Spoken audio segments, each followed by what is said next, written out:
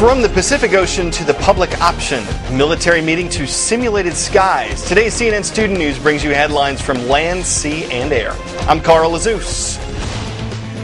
First up, a massive earthquake strikes near Samoa, triggering dangerous waves in the Pacific Ocean.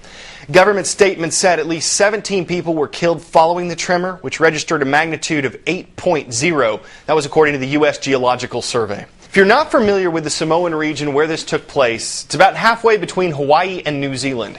Scientists say the quake caused multiple tsunamis, massive waves that occur in the ocean. Tsunami warnings were called off after the quake hit yesterday, but the extent of damage caused by those waves still being determined. Of course, the details on this are developing. You can always get the latest information at CNN.com. Well, there's a new development we want to tell you about. The U.S. healthcare debate. You've heard so much about this lately. The Senate Finance Committee, which reviews everything from trade agreements to Social Security to health programs, voted yesterday to keep a public option out of a major healthcare bill. The public option, probably the biggest sticking point on healthcare reform. It describes a health coverage system that would be run by the government. Supporters say it would be cheaper than private insurance, cover people who don't currently have health insurance, and compete with private insurance companies, forcing them to bring their costs down. Something to keep competition real in the marketplace. Otherwise, the insurance companies will have you for lunch. Now, opponents say a public option would cost way too much money, put a strain on the current healthcare system with so many more people covered, and eventually lead to a government takeover of healthcare. Giving people choice is very, very important, and this is going to kill choice. President Obama wants a public option, but says it's only part of healthcare reform. Republicans generally don't want it. But what you may not guess is some Democrats don't either, as we saw in yesterday's vote. Now, this doesn't mean that a public option is altogether out. Lawmakers can still add it later on. But it's a strong sign that a bill may not pass if the public option is on it. Well, meanwhile, President Obama throwing his support behind another option, the host of the 2016 Olympics. Chicago, Illinois is one of the finalists to host the Games, and Mr. Obama is heading to Copenhagen, Denmark later this week for the International Olympic Committee's announcement. The president attended an Olympic rally in Chicago back in 2008 when the city found out it was a finalist, along with Madrid, Tokyo, and Rio de Janeiro. At first, Mr. Obama said he wouldn't attend this week's announcement because he needed to focus on health care. The White House says he changed that decision because he believes health care is in better shape. Some critics argue the president should be focused on bigger issues facing the country, but the Obama administration says this trip is connected to a major issue, the economy. Securing the Olympics could mean serious financial benefits for a host city. Time for some fast facts. The North Atlantic Treaty Organization, or NATO, was established in 1949. It's an alliance that's made up of 28 countries from Europe and North America. The organization's main goal is to protect the freedom and security of its members. It does that through political and military methods.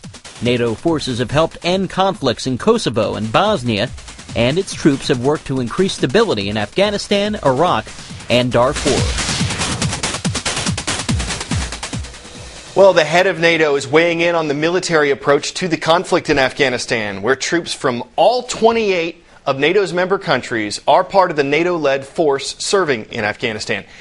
Secretary General Anders Rasmussen says he believes strategy should come before resources. And that agrees with a similar statement made by President Obama recently. The two of them met at the White House yesterday to talk about Afghanistan. Secretary Rasmussen described NATO and the U.S. as partners in the mission there. In a recent report, a top American commander says more troops are needed to make that mission a success. Both NATO and the White House say they're reviewing that report before making any decisions about sending in additional troops. Not guilty. That is the plea that Najibullah Zazi entered in federal court yesterday. Zazi, whom you see in courtroom sketches, you'll see him coming up in just a moment here, he's been charged with conspiracy to commit terrorism. Investigators allege that the Afghan native was plotting to make bombs from common chemicals and use the homemade explosives somewhere in New York. Zazi's attorney says that while he hasn't seen all the evidence against his client, what he has seen doesn't amount to a conspiracy. A judge ruled that Zazi be held without bail. Moving to Vietnam, where the country's prime minister is urging authorities to get relief efforts moving as fast as possible after Typhoon Ketsana slammed into the nation yesterday. This is the same storm that caused deadly flooding in the Philippines. The Vietnamese prime minister says those relief efforts will be focused on searching for victims and getting help to them. About 200,000 people were evacuated from low-lying areas to higher ground because of flood warnings. Ketsana lost strength after it hit Vietnam. It was expected to break up completely last night.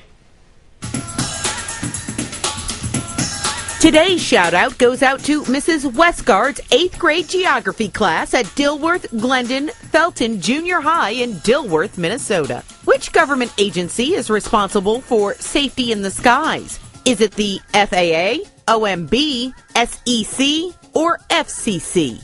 You've got 3 seconds. Go.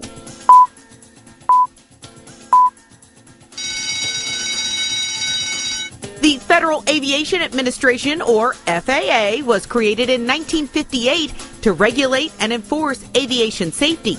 That's your answer, and that's your shout-out. Part of the way the FAA does that is through the Air Traffic Control System. That's made up of the people who help guide planes through takeoff and landing and while they're in flight. As you might guess, it's a job that requires confidence, decision-making, and a fair amount of training. But one new teaching method is raising some controversy. Here's Jason Carroll taking off with details.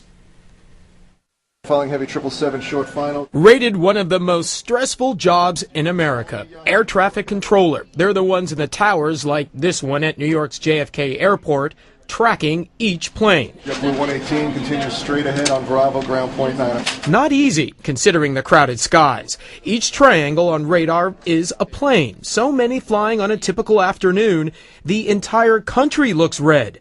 Controllers and those who train them, like John Kubik, know the stakes. A mistake on my part can cause somebody to die.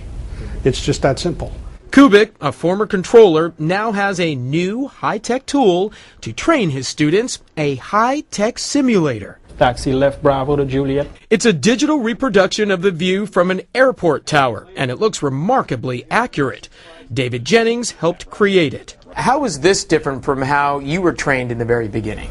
Light years different. The simulator's circular structure modified for any weather condition or airport. The student goes upstairs with more knowledge, better skills, and a level of confidence. Students like Asif Ali say the simulator has helped his training. With the simulator, you can practice before you actually go into the tower. The simulation training, not easy. When he pops up like this, you get this call sign, JetBlue 741, Kennedy ground.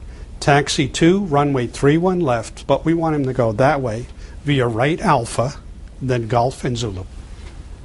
You want me to say all that? Yeah. Not everyone likes the idea of training on a simulator. Stephen Abraham represents the Air Traffic Controllers Union in New York. You don't teach people to drive a car with a video game, and I don't think you should teach people how to work air traffic with a video game. Abraham says the traditional method of on-the-job training, where students train alongside experienced controllers in the tower, is best.